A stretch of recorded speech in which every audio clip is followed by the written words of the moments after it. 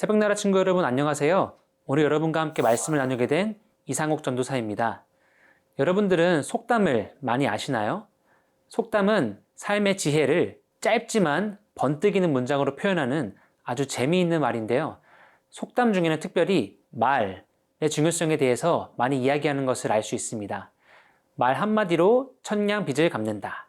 발 없는 말이 천리를 간다. 실제로 말 한마디로 큰 빚이 탕감된다거나 반대로 말 한마디로 누군가의 노여움을 사게 되는 일을 어렵지 않게 경험할 수 있습니다. 아마 여러분들도 말 한마디의 힘을 매일의 삶 속에서 어렵지 않게 경험하고 계실 것입니다. 우리가 읽는 하나님의 말씀, 성경도 마찬가지입니다. 성경은 단순히 오래된 종교서적이 아닙니다. 성경은 하나님의 말씀이며 그 말씀에는 힘이 있다고 합니다. 그렇다면 이 말씀은 우리의 삶에 어떠한 영향을 주며 이 말씀을 읽는 우리는 어떻게 살아가야 할까요? 오늘 말씀을 통해 살펴보도록 하겠습니다. 오늘 말씀의 제목은 말씀은 살아있다입니다. 오늘의 말씀은 히브리서 4장 12절에서 16절입니다. 하나님의 말씀은 살아있고 힘이 있으며 양날선 어떤 칼보다도 더 예리해 혼과 영과 관절과 골수를 찔러 쪼개기까지 하며 마음의 생각과 의도를 분별해냅니다.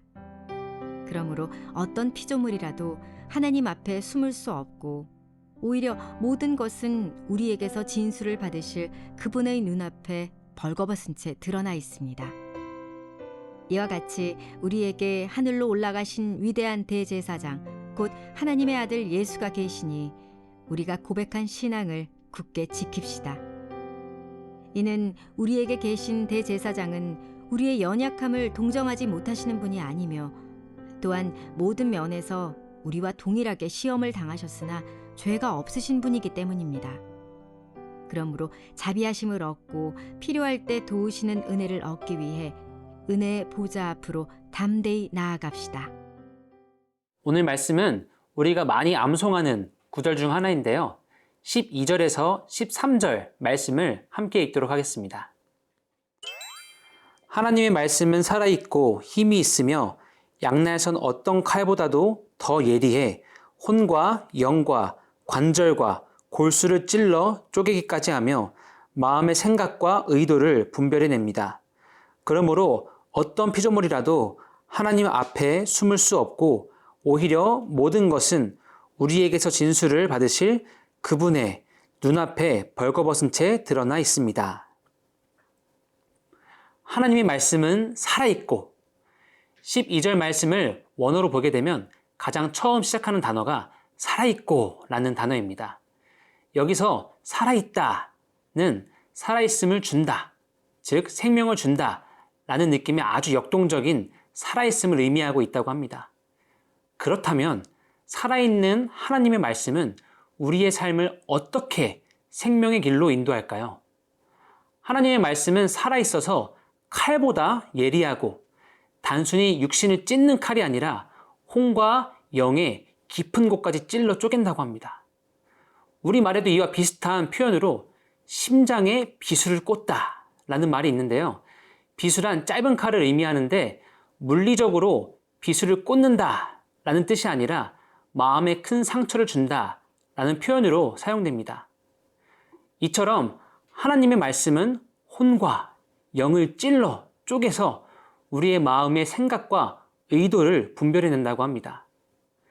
즉 13절의 말씀처럼 하나님의 말씀 앞에서 그 누구도 그의 연약함과 죄악된 마음과 생각을 숨길 수 없다는 이야기입니다.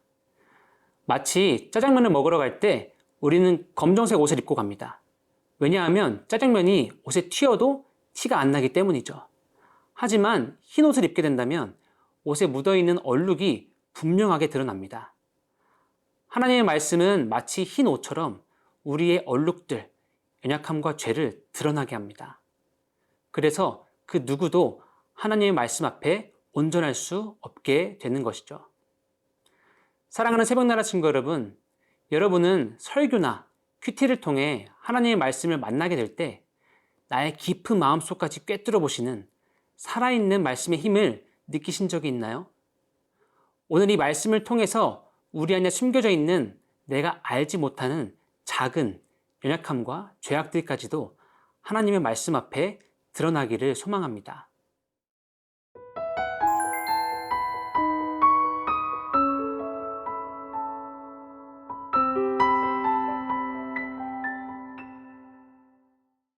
누군가에게 나의 연약함과 죄가 드러난다는 것은 너무나 부끄럽고 창피한 일입니다. 실제로 어떤 사람들은 성경은 내가 잘못됐다고만 말하고 나의 삶을 구속하고 억압한다 라고 말하며 예수님을 믿는 것을 거부한다고 합니다. 그렇다면 우리의 죄가 드러나는 것이 단순히 부끄러운 일일까요? 절대 그렇지 않습니다. 오히려 우리의 연약함과 죄악이 드러날수록 우리를 향한 예수님의 사랑은 커져갑니다. 함께 15절 말씀을 읽겠습니다. 이는 우리에게 계신 대제사장은 우리의 연약함을 동정하지 못하시는 분이 아니며 또한 모든 면에서 우리와 동일하게 시험을 당하셨으나 죄가 없으신 분이기 때문입니다. 예수님께서는 우리의 연약함을 잘 아십니다. 왜냐하면 하나님의 아들이시지만 우리와 같이 사람의 모습으로 이 땅에 오셔서 우리가 겪게 되는 고난과 시험을 당하셨기 때문입니다. 예수님은 우리가 연약함과 죄로 인해 숨어 있고 갇혀 있는 것이 아니라 그럼에도 우리를 사랑하시는 그 하나님의 은혜의 보좌 앞으로 담대히 나오시기를 원하십니다. 사랑하는 새나친구 여러분, 하나님 앞에서 우리 모두는 연약한 죄인일 수밖에 없습니다. 우리의 죄가 드러날 때 부끄럽고 숨고 싶을 것입니다. 하지만 하나님께서는 그런 우리를 자녀라 부르시며 사랑하신다고 합니다. 마치 제 아들이 아무리 못난 행동을 한다고 하더라도 여전히 제가 가장 사랑하는 아들인 것처럼 하나님께서도 우리를 사랑하십니다. 오늘 하루도 담대히 일어서서 하나님의 그 사랑과 은혜의 보좌 앞으로 나아가는 우리가 되기를 소망합니다. 살아계신 하나님 아버지, 오늘 말씀을 통해 우리가 매일 혹은 매주 듣는 하나님의 말씀이 살아서 우리의 삶을 이끌고 있음을 깨달았습니다. 매일 말씀 앞에 우리를 비추며 우리의 연약함과 죄된 모습에도 불구하고 우리를 사랑하시는 하나님을 만날 수 있도록 담대한 마음을 허락해 주세요. 하나님의 은혜에 감사드리며 예수님의 이름으로 기도합니다. 아멘.